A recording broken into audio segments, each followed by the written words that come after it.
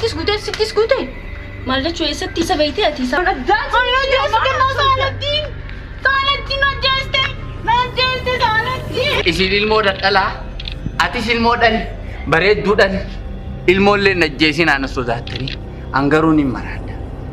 Isinumaa yaadee akkaan maraadhuudhaaf yaaddanii kun ammarra eegalee maraadha. Gandiin maraadha. Na qaba. Na qaba.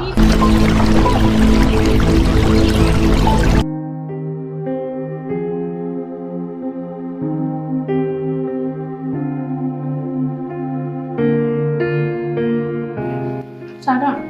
Oh. Maalit? Maalit pang transporting mana klase Amma mana karate jettee bakka feete deemtu. Kun akka wanti qarshii uummata 500 waan akka rakkoon himatiin